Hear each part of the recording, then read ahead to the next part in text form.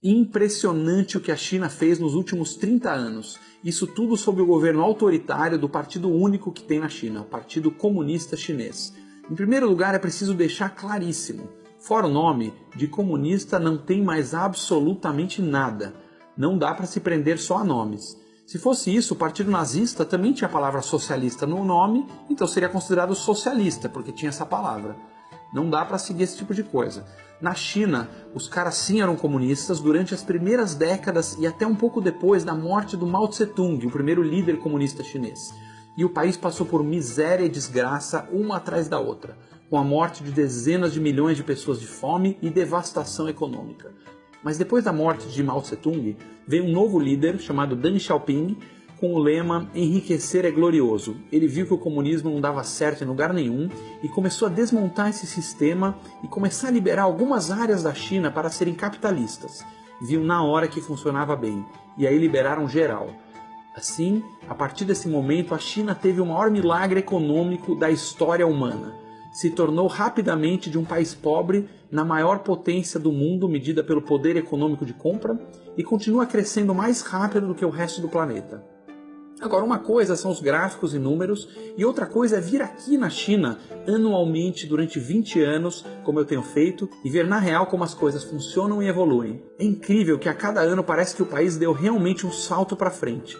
Prédios maravilhosos surgindo por todo lado, estradas, aeroportos, metrôs. Na cidade de Shenzhen, por exemplo, um polo regional no sul da China, os caras começaram o metrô em 2004. Agora, 14 anos depois, já tem quase 300 quilômetros de trilhos. 8 linhas prontas e mais 7 linhas em construções. Tipo assim, a cada ano eles fazem em Shenzhen 10 vezes o que é feito em São Paulo inteira. A infraestrutura está super moderna. As políticas econômicas, como eu falei, não tem mais nada de comunista. Aqui impera o livre mercado, as pessoas podem empreender, fazer empresas, ficarem ricas, se mandarem bem. A propriedade privada é super respeitada e muita gente ficou rica, bilionária, milionária, muita gente conseguiu ótimos empregos e as empresas chinesas estão crescendo e dominando o mundo. O governo já vendeu boa parte das estatais e hoje é o setor privado que comanda a locomotiva. Em termos de educação, as escolas chinesas são super boas e ganham prêmios entre as melhores do mundo. No distrito de Xangai, por exemplo, eles têm as melhores notas de compreensão de texto e matemática do mundo. Tem escola pública que é muito boa e também tem escola particular. Nesse caso, o governo dá um tipo de sistema de voucher, que ajuda as pessoas a pagarem a escola particular se elas preferirem. Isso é algo que nossos professores de esquerda ficam de cabelo arrepiado só de ouvir falar. Aqui os funcionários públicos são considerados bastante eficientes pelos próprios chineses. Eu perguntei o que acontece se o cara não for competente. E eles respondem na hora. Uai, o cara é demitido, lógico. Quando eu contei que no Brasil é proibido demitir funcionário público, os chineses ficaram de cabelo em pé. Como assim proibido demitir um funcionário público ruim? Em termos de segurança, o país é um dos mais seguros do mundo. Tem apenas 0,6 assassinatos por 100 mil habitantes. Ou seja, a chance de você ser morto na rua no Brasil é 48 vezes maior do que na China. Na China, assalto à mão armada é impensável. É proibido possuir arma de fogo e apenas de apontar a arma para alguém, a pena é a morte. As ruas são cheias de câmeras por todo lado e você pode tranquilamente andar de madrugada à noite sem risco nenhum. A taxa de desemprego é muito baixa e os salários estão subindo rapidamente. Aquelas histórias que a gente escuta de criancinha trabalhando como escravo nas fábricas chinesas é um mito, ou é algo que sumiu da China já faz muitos anos, porque eu já visitei centenas de fábricas e nunca vi nenhuma.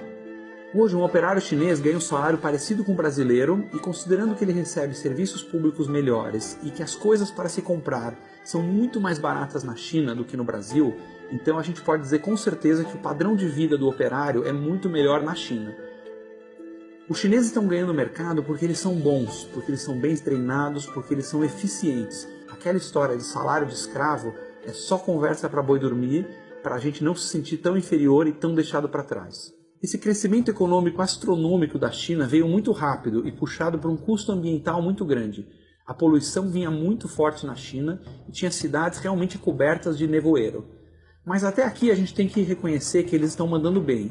O governo nos últimos anos já decretou o meio ambiente com prioridade máxima e fez um baita programa de limpeza e contra a poluição. É impressionante.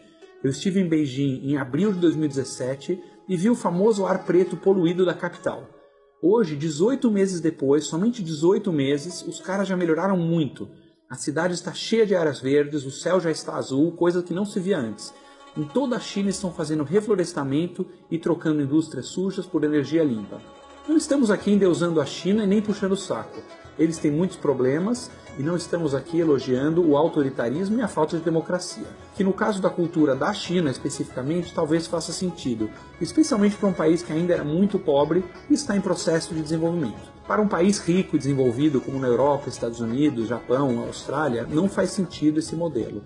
Mas realmente a China é um modelo para o Brasil em vários sentidos, que de país miserável nos anos 70 está rapidamente virando um país desenvolvido. Dá gosto também de ver que os cidadãos, de modo geral, aprovam o governo, aprovam as políticas públicas, podem viajar, têm um alto grau de liberdade, que ainda que você não possa sair à rua dizendo morte ao Xi Jinping, vamos derrubar o governo, esse tipo de coisa não pode, não tem essa liberdade. Mas dá para reclamar de bastante coisa, reclamar de corrupção do governo local.